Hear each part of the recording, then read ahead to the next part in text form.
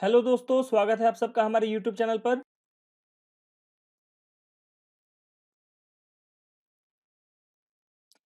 IIBF के द्वारा अब सर्टिफिकेट एग्जाम्स को रिमोट प्रोक्टर्ड मोड में कंडक्ट किया जाता है।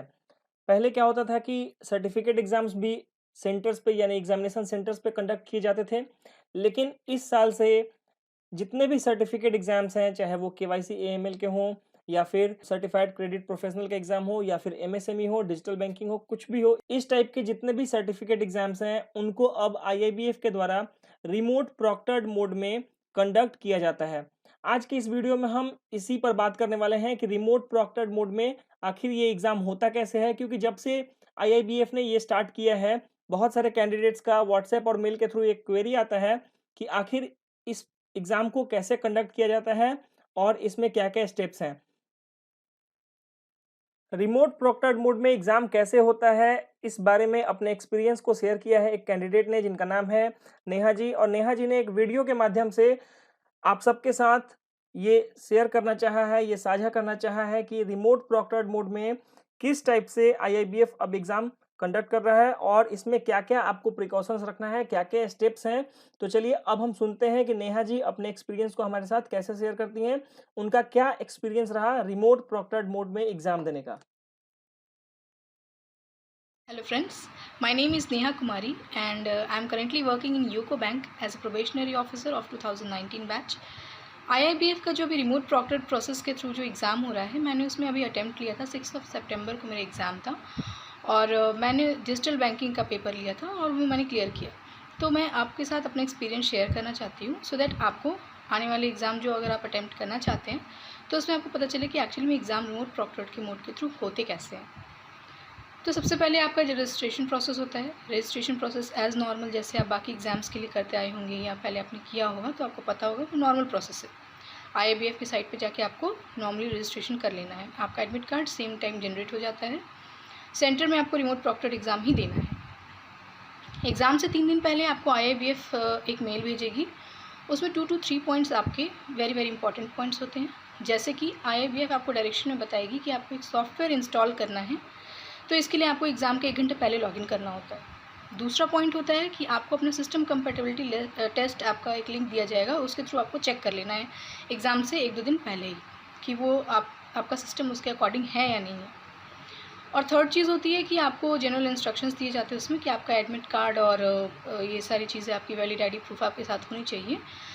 और उसके बाद आपका एक टेस्ट लिंक रहता है, वो फाइनल टेस्ट लिंक रहता है जिस पे आपको क्लिक करके अपना एग्ज़ाम अटेम्प्ट करना है और वो सिर्फ एग्ज़ाम के दिन ही आपका एक्टिवेट होता है। तो ये 4-5 पॉइंट्स आपके मेंशन रहते हैं मेल में। और इसके अलावा आपको कॉल करके भी जानकारी दी जाती है आईआईबीएफ के through. On the very exam day आपको जैसे कि मेरा एग्ज़ाम 3:30 में था, तो मैंने 2 बजे के करीब सिस्टम ऑन करके सारे प्रोसेस शुरू कर दिए थे। तो उसमें आपको अपना मेल खोलना है। ये जो आपको मेल 3 दिन पहले आया था उसमें जाना है और काइंडली आप ये चीज़ ध्यान रखेंगे कि आपका मेल स्पैम में ना रहे, ठीक है? तो आप उसको स्पैम से निकाल के अपने इनबॉक्स में ले आना है या फिर आप स्टार करके भी रख सकते हो उसको, क्योंकि स्पैम में वो लिंक काम नहीं करेंगे। तो ये चीज़ आपको ध्यान रखनी है। एंड सेकेंड चीज़ इसमें ये है कि आपको जैसे बोला जाएगा वैलिड आईडी प्रूफ रखने, तो वो आप ओरिजिनल रखेंगे अपने पास। किसी भी तरह की कोई फ़ोटोकॉपी या कुछ भी आपको ऐसे नहीं रखना है।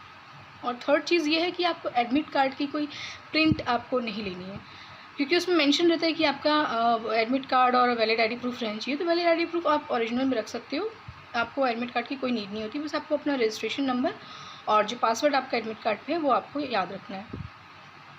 और उसके बाद फिर आपको एग्ज़ाम के डे पे जैसे अब मैंने 2 बजे अपना लैपटॉप ऑन किया था और मेल में जाकर के मैंने जो फाइनल टेस्ट लिंक था उस पर क्लिक किया था।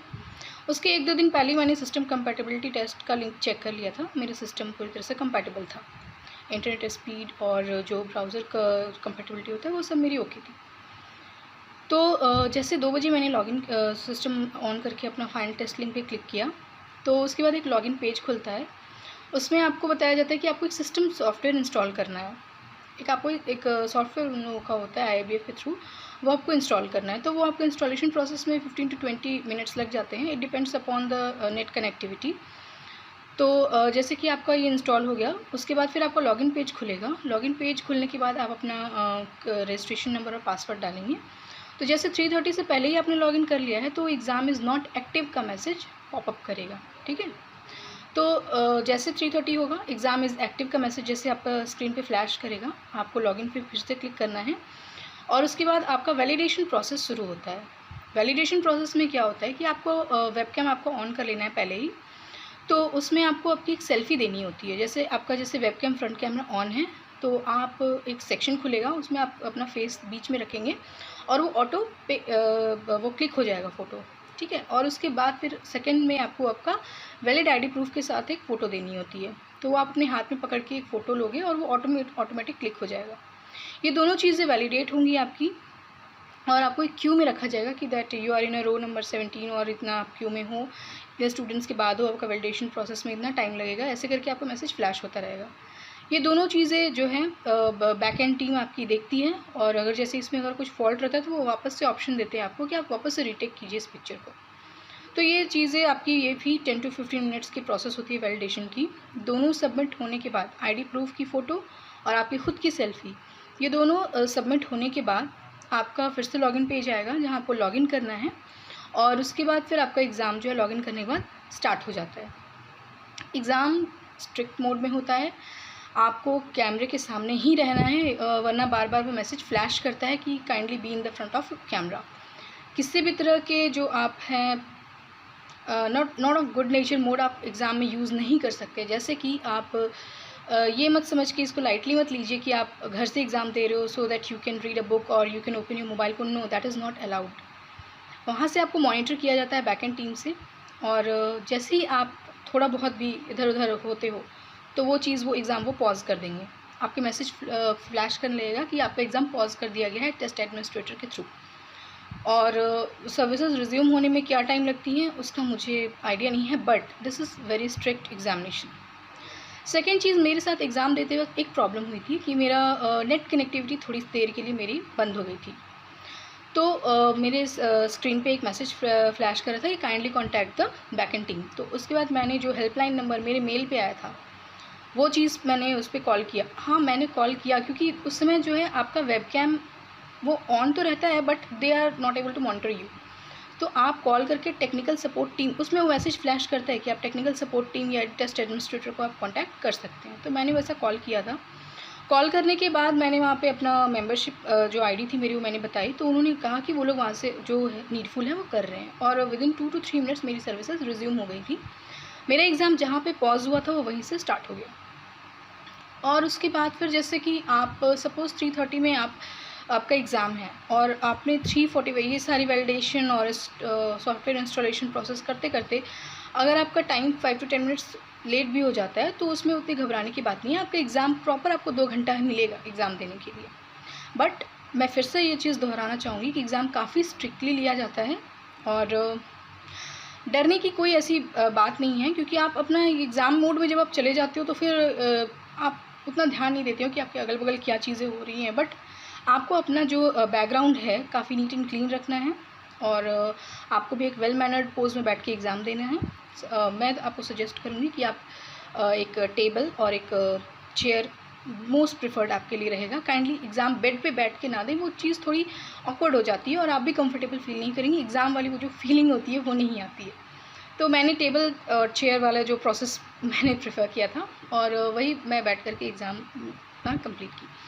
और ये टेक्निकल इश्यू होने के बाद 2 से 3 मिनट के बाद मेरा जो एग्ज़ाम है वो रिज़्यूम हो गया था और मैंने जहाँ पे मेरा टाइमर स्टॉप हुआ था, वहीं से वो टाइमर वापस चलने लगा।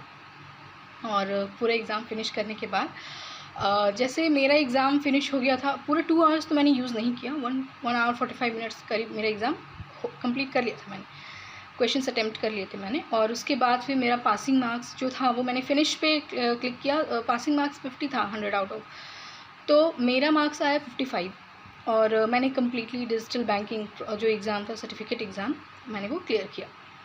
तो ये मेरा एक्सपीरियंस था पर्सनली जो मैं आप सबके साथ शेयर करना चाहती थी विपुल सर के चैनल के through and I would like to thank you Vipul sir. Thank you so much, your lessons and your videos were really helpful in cracking this exam and thank you so much sir for giving me a chance ताकि मैं अपना experience share कर सकूँ students और professionals के साथ, सारे bankers के साथ। So all the best for your examinations. Thank you Vipul sir.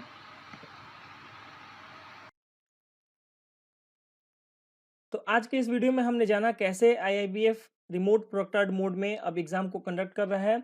अगर आपको आज के इस डिस्कशन से रिलेटेड कुछ भी क्वेरी हो तो आप हमारे व्हाट्सएप नंबर 6204547475 पर या फिर इस वीडियो के नीचे कमेंट करके भी पूछ सकते हैं। एक बार फिर से हमारी पूरी टीम की तरफ से नेहा कुमारी जी को बहुत-बहुत धन्यवाद। उन्होंने वीडियो के माध्यम से हम सबके साथ अपने एक्सपीरियंस को शेयर किया। इस वीडियो को देखने के लिए बहुत-बहुत धन्यवाद।